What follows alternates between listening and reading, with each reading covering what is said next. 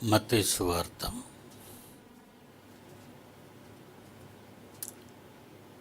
4వ అధ్యాయం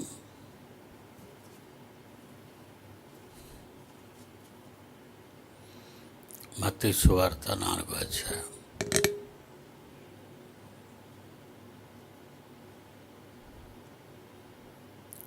ప్రారంభంలో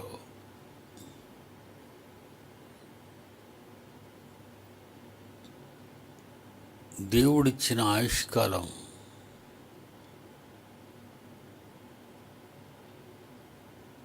యేసుక్రీస్తు భూమి మీదకి వచ్చి తండ్రి ఇష్టాన్ని నెరవేర్చటానికి పూనుకుంటాడు.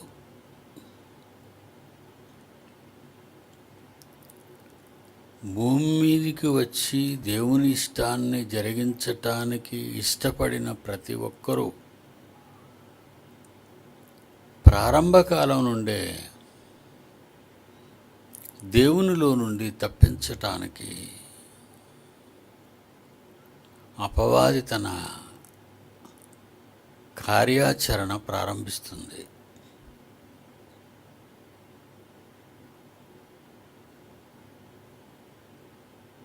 ఆలోచించండి.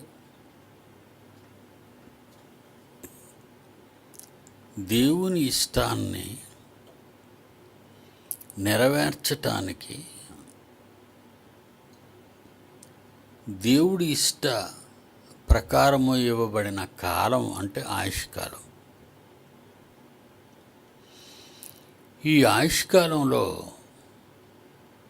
భూమి మీద ఏ మనుష్యుడైనా తండ్రి పని చేయాలి అని నిర్ణయించుకుంటాడో, రంగంలోకి దిగుతాడో, అప్పుడు సాతాను మిమ్మల్ని అంతం చేయటానికి మీ దగ్గరికి వస్తాడు. ఇది మన ఆలోచనలకు అందని మన విషయమే జరుగుతున్న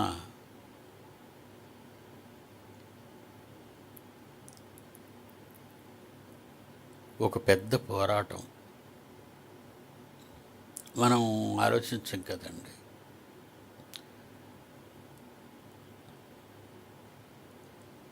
పుట్టాము, తల్లిదండ్రుల పెంపకంలో ఉన్నాము, విద్యాబుద్ధులు నేర్చుకున్నాము, వివాహం చేసుకున్నాము, బిడ్డలను కంటాము, గృహ నిర్వాహకత్వం జరిగిస్తాము, వృద్ధాప్యానికి వెళతాం, కన్ను మోస్తాం. ఇవే మనకు తెలుసండి. ప్రపంచంలో ఉన్న మానవాళికి ఇవి తప్ప ఇంకేమీ తెలియ వాళ్ళకి. కానీ దేవుడు నీకు ఇచ్చిన ఆయుష్కాలంలో భూమి మీద జన్మించిన నీవు ఈ ఆయుష్కాలంలో ఎక్కడో ఒక చోట దేవుని ఇష్టాన్ని ప్రారంభించడానికి ప్రయత్నాలు జరుగుతుంటాయి. నీలో కార్యక్రమాలు జరుగుతుంటాయి. ఈ జరుగుతున్నప్పుడు నీకు తెలియకుండానే దుష్టుడు తన కార్యక్రమాన్ని నీ వెనుక ప్రారంభిస్తాడు.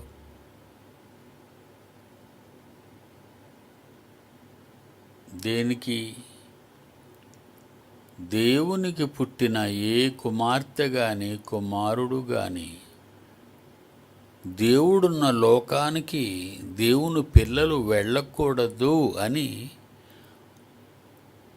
ఒక భవిష్యత్తు ప్లాను సాతాను అపవాది వేసుకుంది.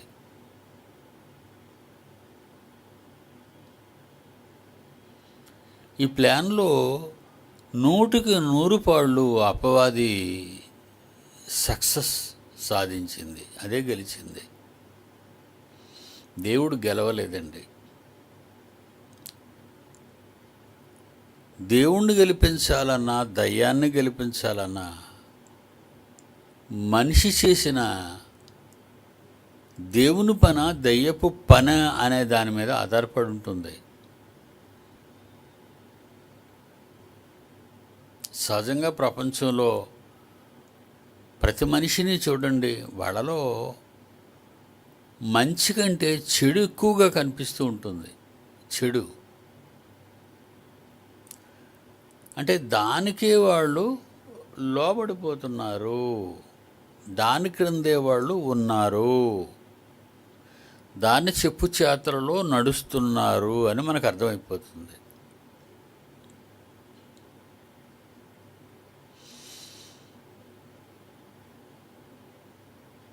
ఇలాంటి క్రియ, సాతాను క్రియ యేసుక్రీస్తు మీద ప్రయోగించబడింది.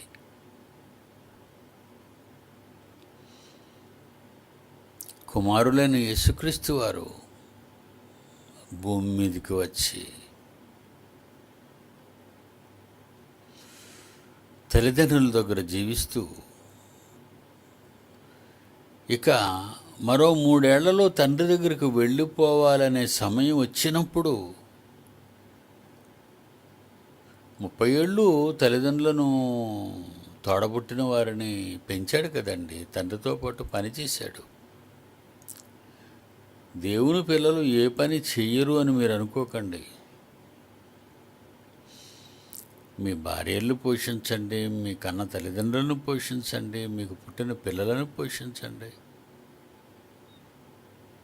దేవునిలో పోషించండి, దేవుని కొరకు పోషించండి. కలెక్టర్లు కావాలనో, కమిషనర్లు కావాలనో, డాక్టర్లు కావాలనో, లోకంలో గొప్ప గొప్ప పదవులలోనికి వాళ్ళని తీసుకువెళ్ళాలనో అది కాదండి దేవునిలో పెంచడం అంటే.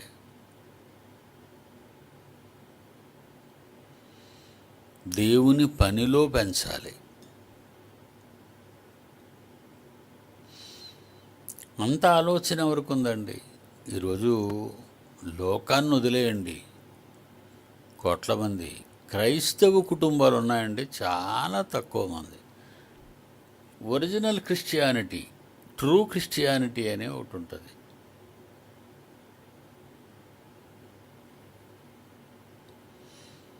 ఈ ఒరిజినల్ క్రిస్టియానిటీలో పిల్లలను చిన్ననాటి నుండి దేవుని జ్ఞానంలో పెంచి పెద్ద చేస్తారు. అది తల్లి తండ్రి ప్రణాళిక.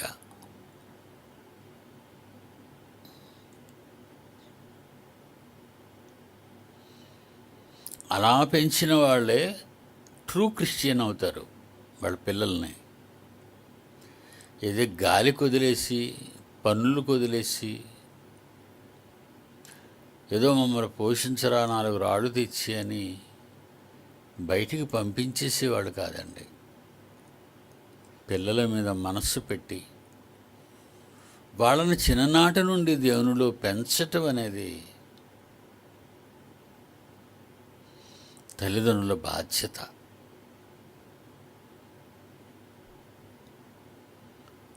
ఎస్పెషలీ తల్లిది.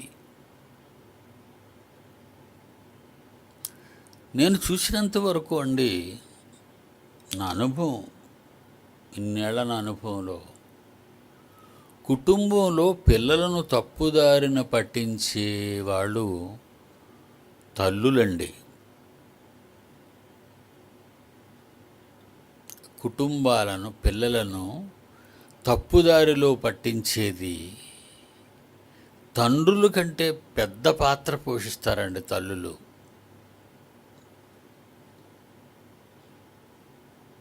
చివరికి తన భర్తనే తప్పుదారిని పట్టించటానికి అవ్వ ప్రయత్నించినట్లుగా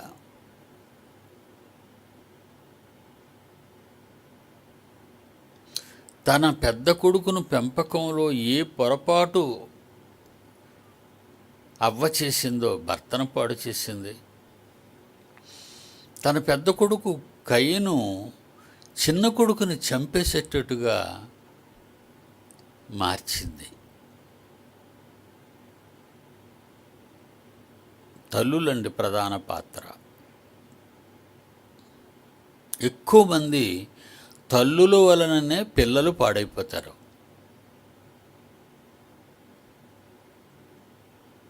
బైబిల్ అండి అది. నేను ఎవరినో చూసి చెప్పింది కాదండి, బైబిల్. కానీ క్రీస్తు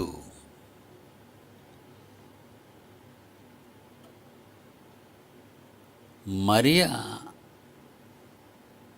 ఆధీనంలో 30 ఏళ్ళు తండ్రికి లోబడి, తల్లికి లోబడి, తమ్ముళ్ళు చెల్లెల్ని పోషించాడండి. 30 ఏళ్ళు, 30 ఏళ్ళండి యేసు పనిచేసిన కాలం. తన కుటుంబం పట్ల పనిచేసిన కాలం 30 ఏళ్ళు. పౌలు తిమోతికి రాస్తాడండి, నువ్వు బాగుపడడానికి ఎవరు కారణం అనుకుంటున్నావు తిమోతి?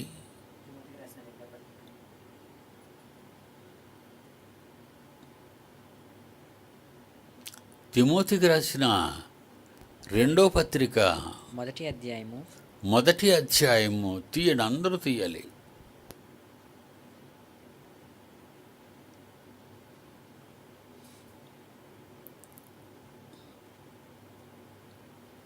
తిమోతికి రాసిన మొదటి అధ్యాయం, పౌలు గారు 5వ వచనం.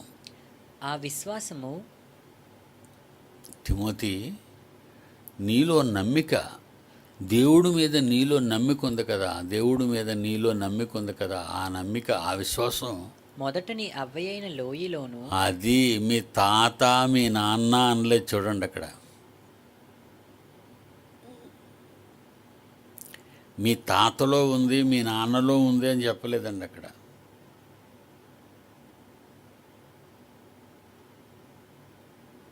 ఏమంటున్నాడు? ఆ విశ్వాసము, దేవుణ్ణి నమ్మటం అనే విశ్వాసం మొదట నీ అవ్వయైన లోయలోను, మొదట అమ్మమ్మ, మీ అమ్మమ్మలో ఉంది లోయ, ఆమె పేరు.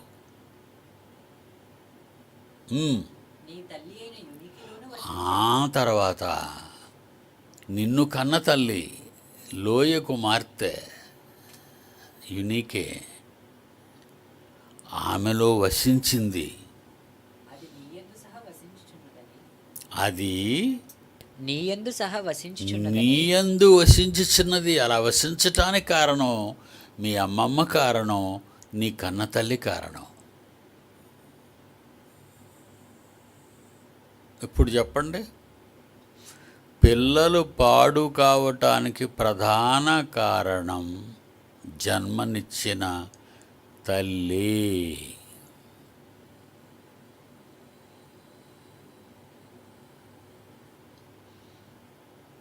జన్మనిచ్చిన తల్లి అండి. ఏమండి అయితే మా పిల్లలు మేము పాడు చేస్తున్నామంటే 100% 100% అండి. నాయన తెల్లవారు లేవండి, ప్రార్థన చేయండి. తెల్లవారు లేవగానే ప్రార్థన చేయండి. నాయన పడుకుండి పోండి, భోంచేశారు కదా, పండుకుండి పోండి, ప్రార్థన చేసి పండుకుండి పోండి. నాయన భోంచేస్తున్నారు కదా, దేవునికి ఒకసారి కృతజ్ఞతా ప్రార్థన చేసి భోంచేయండి. ఎంతమంది తల్లులు వాళ్ళ పిల్లలకి ఇవి చెబుతున్నారు చెప్పండి. ఒరే నువ్వు పడుకుంటున్నావు, హోంవర్క్ చేసావా? బడిలో హోంవర్క్ చేసావా? ఒరే స్కూల్కి టైం పోతుంది, తెల్లవారు లేవరా?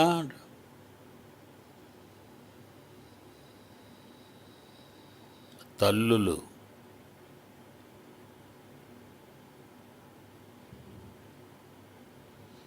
నిజంగా అండి, అమ్మ మీద గొప్ప గొప్ప పాటలు రాస్తారండి, అమ్మ మీద. కానీ ఆ అమ్మ కాదండి.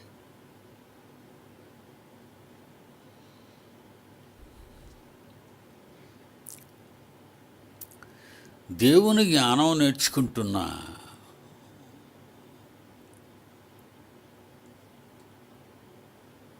నేర్పించటానికి తండ్రి 100 రెట్లు ప్రయత్నించాడండి. దేవుని జ్ఞానం నేర్పించడానికి తండ్రి.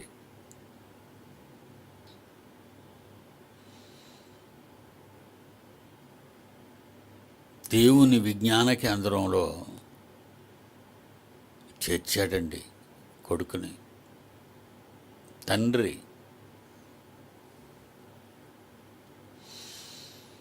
అప్పటి నుంచి తల్లి కుట్ర పండడం మొదలుపెట్టింది. ఎలాగైనా నా కొడుకుని దేవుని సన్నిధి నుండి ఇంటికి తెచ్చేయాలి. ఏమండి, నిజమేనా? మీరు చెప్తున్నది నిజమేనా అని మీరు నన్ను అంటున్నారా? తండ్రి సన్నిధిలో సత్యాన్ని చెబుతున్నాను నేను. అబద్ధం ఆడను కదా, నరకానికి ఎందుకు నేను పోతాను?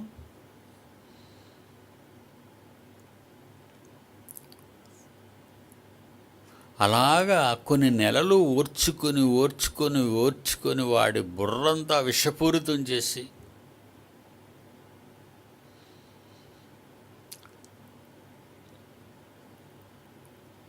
భర్తకు తెలియకుండా అండర్ గ్రౌండ్ వర్క్ చేసి ఏ ఒక్కరికి తెలియకుండా వాడికి టిక్కెట్ బుక్ చేసి పంపించేసిందండి. తల్లి ఎక్కడి నుంచి వచ్చేయటానికి? దేవుని సన్నిధి నుండి.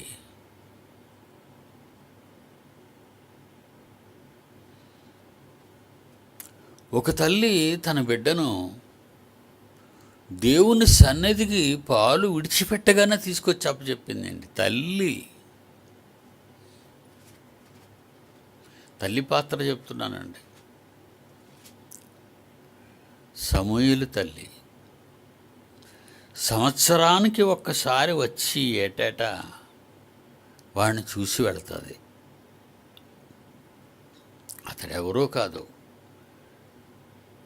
రాజులను అభిషేకించిన సమూయేలు. ఈ తల్లి సంవత్సరం పూర్తి కాకముందే ఎలా వీడిని దేవునిలో నుంచి బయటకు తెచ్చేయాలి అని కుట్ర పన్ని, దేవుని మీద కుట్ర పన్ని, సాతానుతో ఏకమై ఎవ్వరికీ తెలియకుండా కుమారుడిని తెచ్చేసుకుందండి ఇంటికి.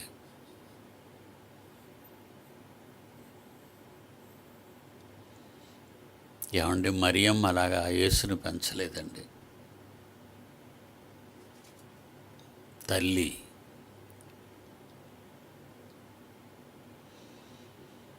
సాతానొచ్చింది. ఎప్పుడు?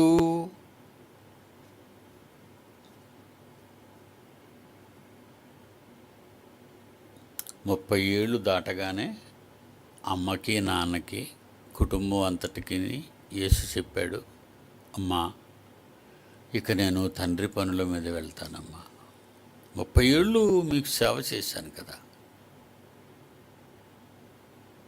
నేను తండ్రి పని మీద వెళతానమ్మా. వెళ్ళు నాయనా అన్నది తల్లి. ఆయన ఎక్కడెక్కడ ఏ ఊళ్ళలో సేవ చేస్తున్నాడో ఆ ఊళ్ళకు వెళ్ళి కొడుకును చూసి వచ్చేది తల్లి. మరి ఏమండి, బైబిల్లో ఉన్న చెప్తున్నా, అంతా బైబిల్లో లేనిది ఏది చెప్పను.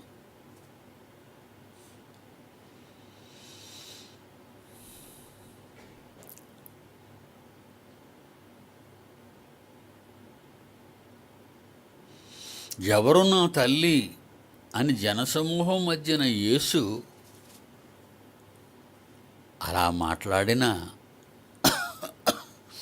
కనీసం బాధపడని కన్నతల్లండి మరియా.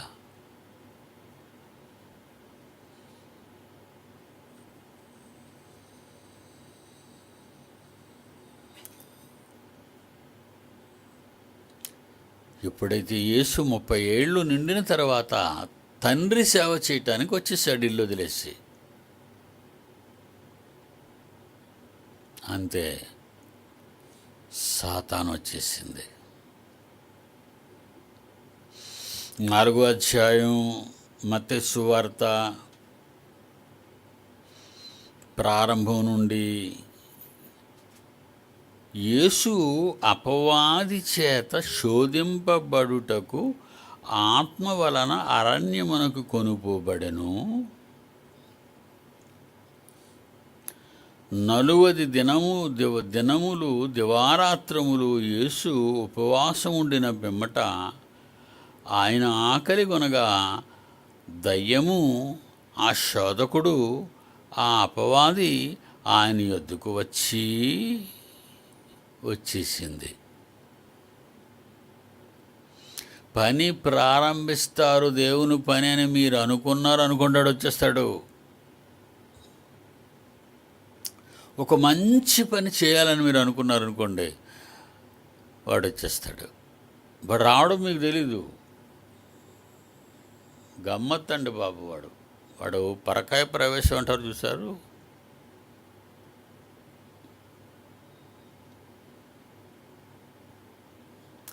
యేసు ఆకలిగుంటే వాడు రావటం ఏంటి? ఏదో మంచి పని చేసేటట్టుగా ఓవర్ యాక్టింగ్ చేస్తాడు.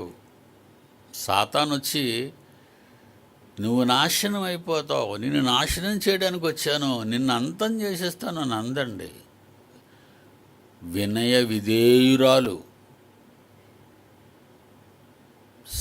యేసు ప్రభు కంటే సాత్వికం, ఓవర్ యాక్టింగ్, నటన.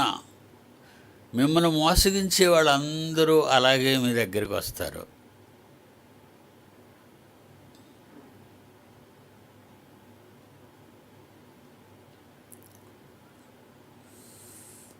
ఒక అబ్బాయి ఒక అమ్మాయి ఒకరినొకరు ప్రేమించుకున్నారు. ప్రేమించుకుని 2-3 రోజులే, అలాగని ఎక్కువ కాలం గడవలేదు. ఇటు 2-3 రోజులకే ప్రేమ అంతకంటే స్పీడ్ కదండి ప్రేమ. లవ్ ఎట్ ఫస్ట్ సైట్, ఇంకా ఓవర్ స్పీడు, రాకెట్ స్పీడ్ ఇది. చూడగానే ప్రేమించాడట. ఏటి కనబడిందిరా? కలరా, అందమా, ముక్క, కాళ్ళు చేతుల, పర్సనాలిటీయా,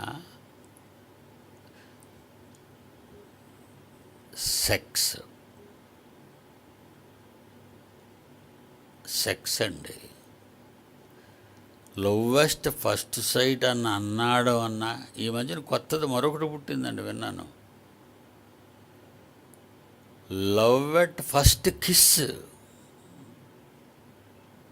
వీడు మొదట ముద్దుకే.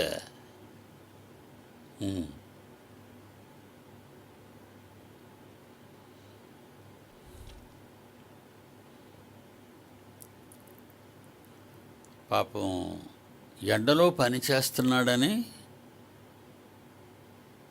ఏంటి 2-3 రోజులు ప్రేమ కలిగిన వీళ్ళిద్దరి మీద చెప్తున్నాను. ఏమండి, కథలు కావండి, ఒరిజినల్ స్టోరీస్ ఇవి.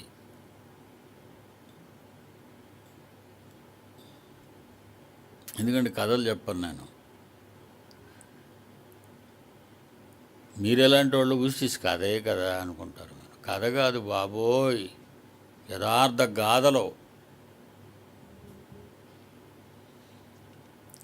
ఒక డ్రింక్ తీసుకెళ్ళి ఇచ్చింది పనిచేస్తున్న ప్రియుడికి. వాడు తాగేశాడు, పొంగిపోయి పక్కనున్న స్నేహితుడితో ఏం చెప్తున్నాడో తెలుసా? బాగా వినండి. ఒరే, మీ వదినికి నా మీద ఎంత ప్రేమరా. వదిన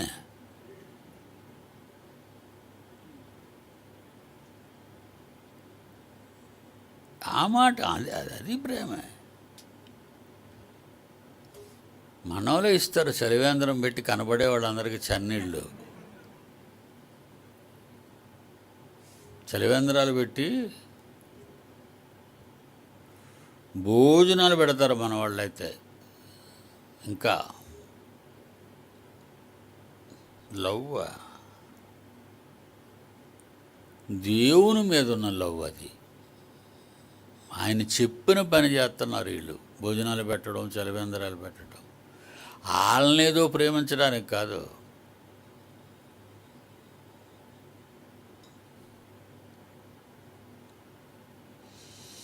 ఒరే, మీ వదిన చూసావా, నా మీద ఎంత ప్రేమ. ఆ మాత్రం దానికి వీడు లొంగిపోయాడండి. మాయండి అది, అపవాది మాయ.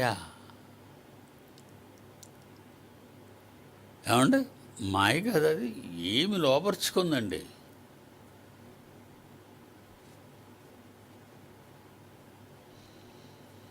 ఇంక అంతేనండి. అక్కడి నుంచి వాళ్ళిద్దరు ఫోటోలు.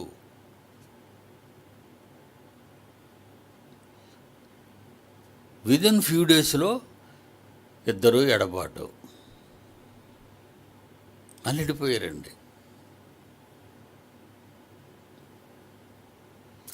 సాతాను అలా ఉంటుంది.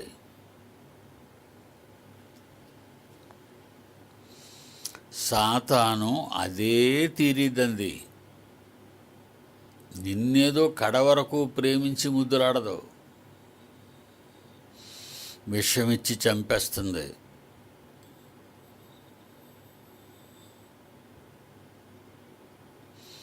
విషమిచ్చి చంపేస్తుంది. విషమిచ్చి చంపేస్తాడు సాతాను అండి. చాలా భయంకరమైంది. ఏం ప్రేమ అండి, యేసుప్రభు దగ్గరికి వచ్చి అంటుంది 2వ వచనంలో, 40 దినములు దివారాత్రములు ఉపవాసముండిన పిమ్మట ఆయన ఆకలి కొనగా, ఆయన ఆకలి కొన్నాడని కూడా తెలిసిపోయిందండి దీనికి. 40 రోజులు భోజనం లేదని కూడా తెలిసిపోయింది దీనికి. నీకు తెలియని ఎన్నో సంగతులు దానికి తెలుసు.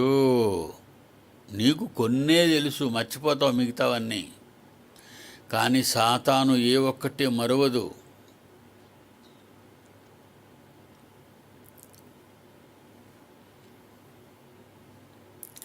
ఆకలితో ఉన్నావా ప్రభువా?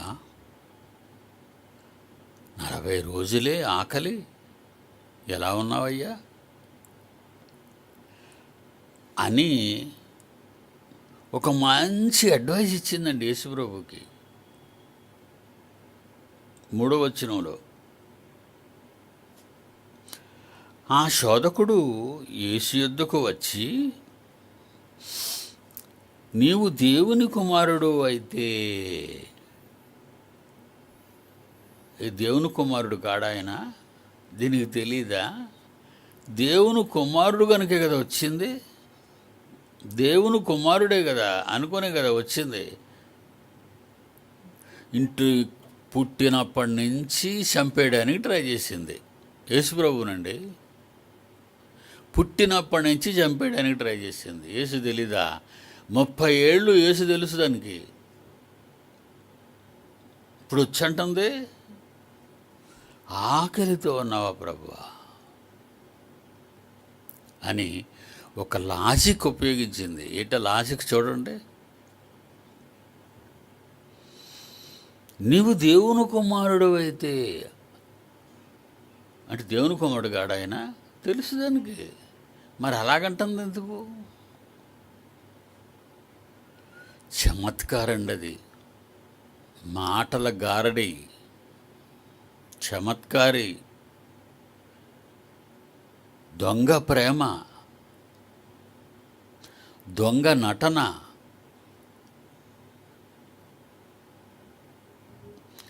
ఈ రాళ్ళు రొట్టెలగునట్లు ఆజ్ఞాపించు. ఆకలిస్తున్నది ఆయనకి.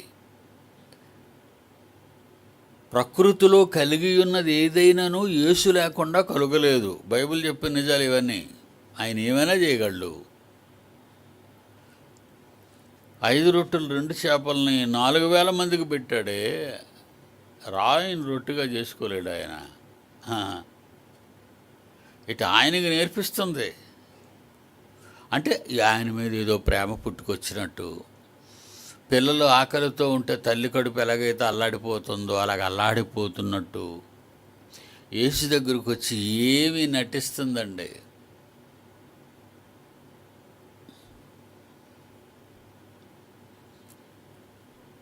ఇది ఎందుకు చెప్పానో తెలుసా?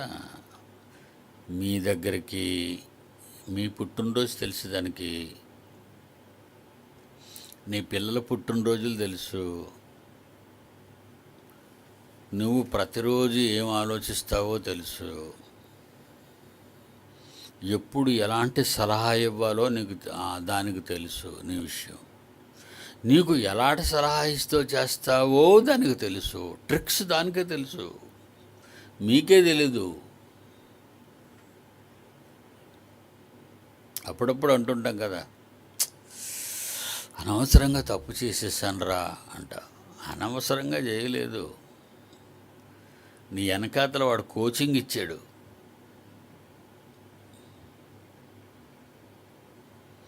నువ్వు కోచింగ్ సెంటర్కి వెళ్ళి సంవత్సరం, 2 సంవత్సరాలు, 3 సంవత్సరాలు ట్రైనప్ అవుతావు. పుట్టినప్పటి నుంచి వాడిని దగ్గరికి వచ్చేసాడు. డైలీ కోచింగ్ నీకు. అందుకే చిన్నప్పటి నుంచి చూడండి, పిల్లలు చెడు నేర్చుకున్నంత వేగంగా మంచిని నేర్చుకోరండి వాళ్ళు. చెడు అయితేనే ఎక్కువ నేర్చుకుంటారు.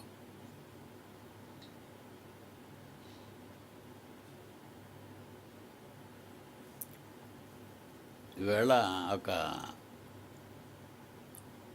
సైంటిస్ట్ చెప్తున్నాడండి, అందరికీ పంపించాను నా పిల్లలందరికీ. సెల్ అలా అని చూసుకొని ఉండిపోతారు కదా, ఒకదాని తర్వాత ఒకటి, ఒకదాని తర్వాత ఒకటి, ఒకదాని తర్వాత వదలబోదేది దాన్ని. అలా చూస్తుండటం వల్ల గుండె నుంచి సర్వ శరీరానికి ప్రవహించే రక్తనాళాల్లో స్లో అయిపోద్దండి, ఫాస్ట్గా వెళ్దాం.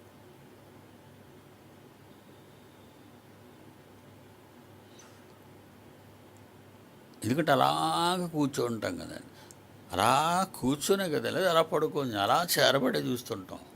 మరి ఎక్కడొక్కడ స్తంభించిపోతాయి. మడతపడిన చేతులు మడతపడినట్టే ఉంటాయి, మడతపడిన కాళ్ళు మడతపడినట్టే ఉంటాయి, వెన్నుపూస మడతపడిపోద్ది. ఎందుకంటే ఇలా కూర్చున్నాం కదా, మడతపడిపోయింది, అన్నీ మడతపడిపోతాయి.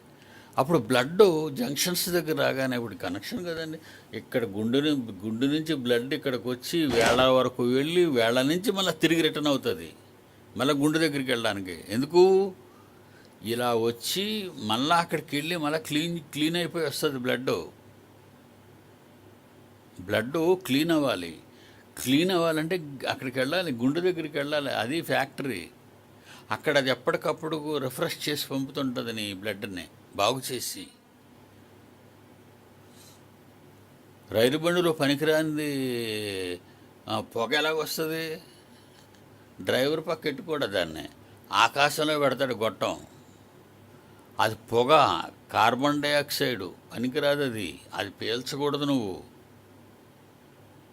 ఫ్యాక్టరీల్లో ఎక్కడికొంటే గొట్టాలో ఆకాశంలో పెడతారు.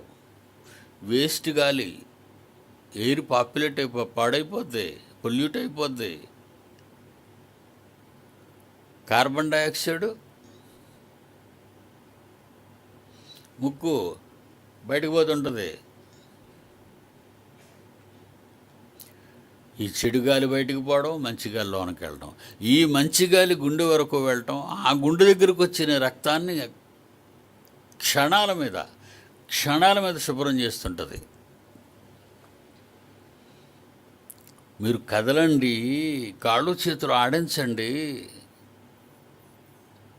అప్పుడప్పుడు కొంచెం ఎక్సర్సైజ్ చేయండి. ఆడవాళ్ళు చూడండి, కొంతమంది అలా తినేసి కూర్చోవడాలు, కొంతమంది అలా తినేసి పడుకోవడాలు.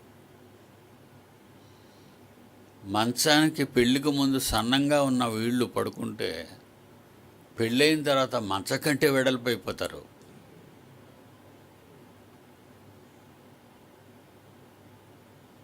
వద్దండి, అది మీ ప్రాణాలకే ముప్పు. చెప్తున్నాడు, అలా మీరు సెల్ల మీద ఉన్న కాన్సన్ట్రేషన్తో మీరు అలా ఉండిపోతారు. ఆ ఉండిపోవడం వల్ల మీ బ్లడ్ శరీరం అంతా సర్క్యులేట్ అవ్వదు. గుండె దగ్గరికి వెళ్ళి రావాలి కదా, మెదడుకి వెళ్ళి రావాలి కదా. అందుకే కొంచెం కదలిక ఉండండి. మీరు కదులుతుండాలి. మీరు ఆ పని ఈ పని ఆ పని చేయండి. కనుక వీలైనంత వరకు మీ పిల్లల దగ్గర, మీ దగ్గర సెల్స్ ఎక్కువ వాడకండి.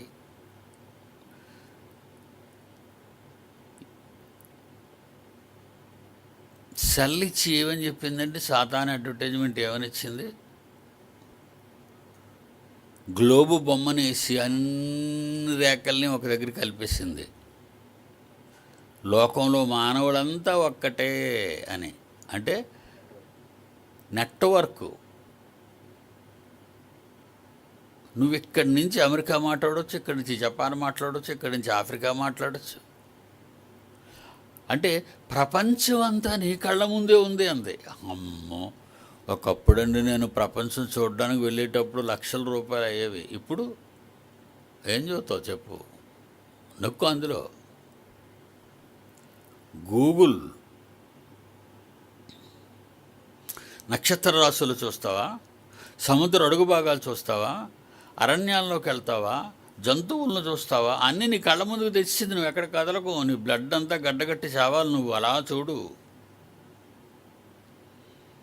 ఈ బ్లడ్ గడ్డగట్టికిపోయి చస్తాడన్న సంగతి వీడికి తెలుసా? మీ సెల్ చూసిన వాళ్ళకి తెలుసా అండి? 15,000, 20,000, ₹1,00,000 డబ్బు పెట్టి కొంటున్నవే సెల్స్. ఈ కళ్ళు అలా అమ్మ దీని పక్కలా చూసుకొని ఉండంటే ఉంటావా? కళ్ళు కదలకుండా ఉండవు. అలాడది సెల్ల తెచ్చి నీ కళ్ళ ముందు పెడితే అస్సలు నీ గుడ్డులు తెప్పవు, దాని మీదే పడతాయి రెండు.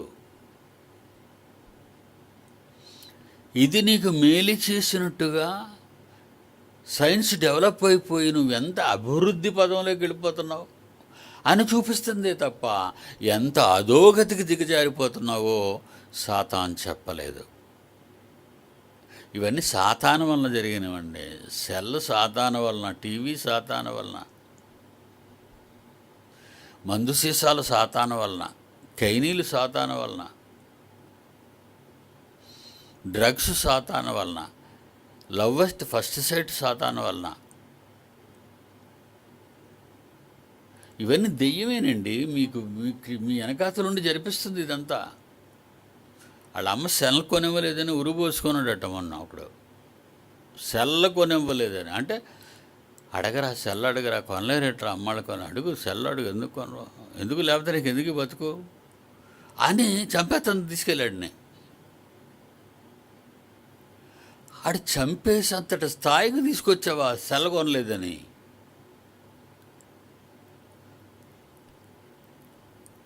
ప్రేమించలేదని చచ్చిపోతావా? పాస్ అవ్వలేదని చచ్చిపోతావా?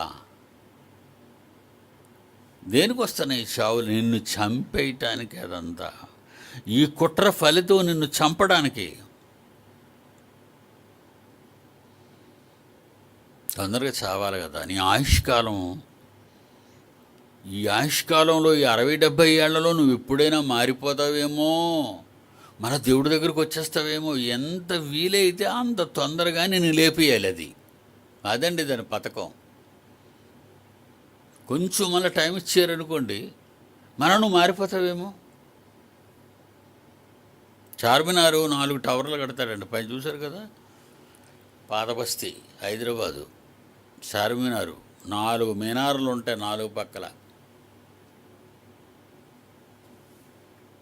1970 తర్వాత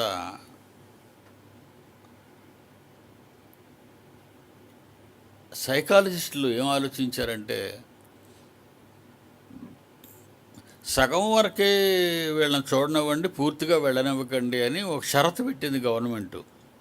అప్పుడు కొంతవరకు వెళ్ళి చూసి కిందకు దిగిపోవాలా నువ్వు. అప్పుడు శాస్త్రవేత్తలు ఏమన్నారంటే, ఉన్నవ్వండి, వెళ్ళవండి అంటే పైకి ఎక్కి గెంతేస్తున్నారని. ఆ టవర్ మీదకి వెళ్ళి అక్కడి నుంచి గెంతేస్తున్నారు ఆత్మహత్య చేసుకునేవాళ్ళు. అప్పుడు ఈయన అంటాడు, పోలండి చచ్చిపోదామని మెట్లెక్కుతుంటాడు కదా, మీనార్ టవర్ మెట్లెక్కుతుంటాడు కదా లోపల. కొంత దూరం వెళ్ళాక ఆలోచించుకునే కదండి వెళ్తాడు, ఆలోచించుకుంటూనే వెళ్తుంటాడు మెట్లెక్కుకొని చావటానికి పైకి. మెట్లు ఉంచండి, ఎక్కనివ్వండి, పర్మిషన్ ఇవ్వండి.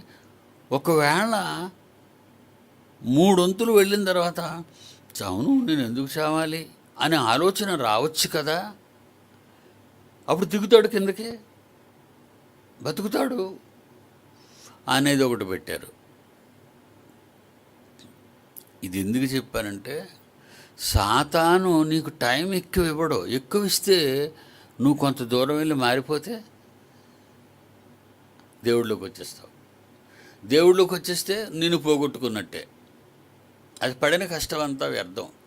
అది నీ ఫాలోవరు బాల్యం నుండి, చిన్ననాటి నుండి నిన్ను వెంబడిస్తుంది అది.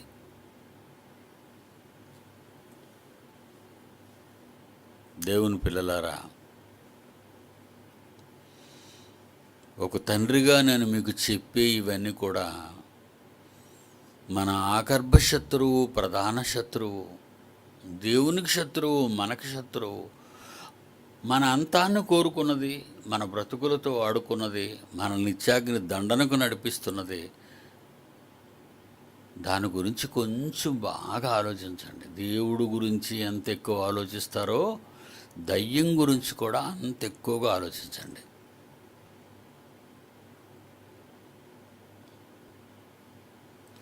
ఏమంటే దెయ్యం గురించి ఆలోచిస్తాం మనం. ఎన్ని మలుపులు తిప్పేసిందండి. మనం తెలుసుకుంటామని దాని గురించి. ఒరే నేను మీ దగ్గరికి వచ్చి మీలో దూరిపోతాను అని మనం తెలుసుకుంటామని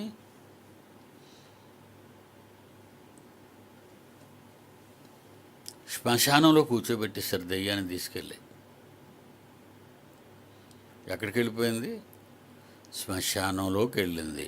తర్వాత ఆకులు రాలిపోయి కొమ్మలు రాలిపోయి చెట్టు ఎక్కింది. తర్వాత తెల్ల చీర కట్టుకుంది. ఆ తర్వాత తలదూకోకుండా జుట్టు విరబూసింది.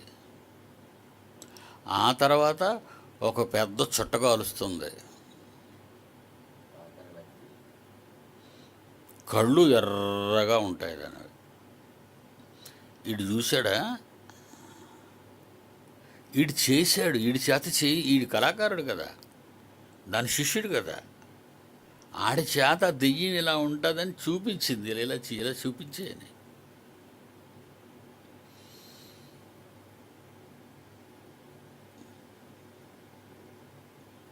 ఇంకా దాన్నేం పట్టుకుంటారని మీరు? అది నీలో ఉంటే నువ్వు శ్మశానంలో పెడతావిటి దాన్ని. నీలో ఉంది, నీ లోపలికి వచ్చేసింది.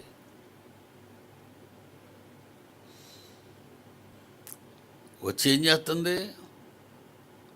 నిలబడేవాళ్ళు అయితే వెళ్ళిపోతారు అనుకుంటాం. మన ఇంటికి వచ్చి నిలబడి మాట్లాడుతున్నారు అనుకోండి, కూర్చోండి అంటే ఏమంటారు వాళ్ళు? వెళ్ళిపోతామండి, టైం అయిపోయింది, వెళ్ళిపోతాం. కానీ అది వచ్చి కూర్చుండిపోయింది. ఎక్కడుంది బైబిల్లో? దెస్సలోనికీయులకు రాసిన పత్రిక 2వ పత్రిక 2వ అధ్యాయము 4వ వచనం. దెస్సలోనికీయులకు రాసిన పత్రిక 2వ పత్రిక 2వ అధ్యాయము 4వ వచనం. ఏది దేవుడనబడునో, ఏది పూజింపబడునో, ఏ దేవుడు పూజింపబడవలసి ఉందో దానినంతటిని ఆ దేవుళ్ళందరినీ పక్కకు దోసేసి దానికంతటికి పైగా వాడు తన్ను తాను హెచ్చించుకొనుచు దయ్యమే పైకి లేచిపోయి తానే దేవుడునని తన్ను కనపరుచుకొనుచు నీకు దర్శన భాగ్యాలు ఇస్తూ దేవుని ఆలయంలో దేవుని ఆలయమైన నీ దేహంలో కూర్చుంటుంది. ఎక్కడ కూర్చుంది? నిలబడి ఉందేటి. నువ్వు బయటకు వెళ్ళిపోమని చెప్తే వెళ్ళిపోవడానికి కూర్చుండిపోయిందంటే నువ్వు లాగినా రాదు. అంత ఫిక్స్డ్ ప్లేస్ ఇచ్చేసావా నీ బాడీలోను? అంత ఫిక్స్డ్ ప్లేసు సాతానికి, దయ్యానికి అంత మర్యాద. అందుకే మనం ఎన్ని మంచి మాటలు చెప్పినా లోపల నుంచి అది ఏమంటుంటుందో తెలుసా? ఉట్టినే అదంతా. కాసేపు అలా కళ్ళు ముయ్యు. ఏదో పాము దగ్గర నాదస్వరం వినబడుతున్నట్టు ప్రసంగం అంతసేపు మత్తు నింపుతుగా సైలెంట్గా మీద ఫ్యాను కింద కూర్చి ఒకటి వెళ్తే ఒకటి వెళ్ళదు, సగం అర్థమైతే సగం అర్థం అవ్వదు, మాటికి గడియారం చూసి టైమింగ్ కావలేదా ముగించలేదు. ఇదే కదండి యాతన. మీకు కూర్చోబెట్టిన తర్వాత అన్ని బాధలే మీకు.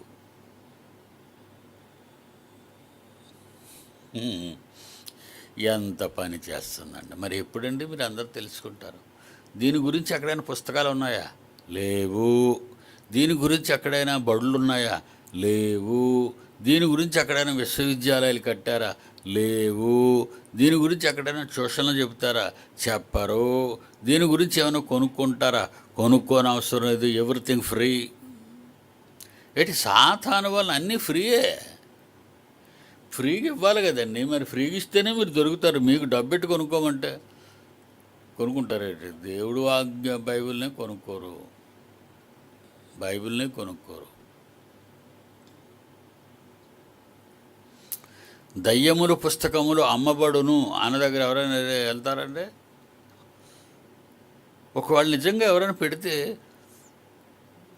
ఏముందో కొనుక్కొని చదువుదాం అనుకుంటారు.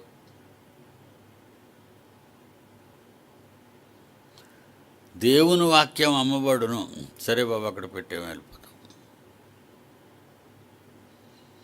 మనల్ని మార్చేసిందండి పూర్తిగా. దాని మత్తులోకి వెళ్ళిపోయాం, దాని మాయలో ఉన్నాం. మనం మార్పు లేదు. అప్పుడప్పుడు శని ఆదివారాలు మీరు ఇక్కడికి రావడం వలన ఏదో చిన్న చిన్నగా మెరుపుల్లాంటి మాటలు మీ మైండ్లోకి వెళ్ళి ఎక్కడైనా పనిచేస్తాయేమో అని నా ఆలోచన, నా తపన. ఓకేనా? God bless you.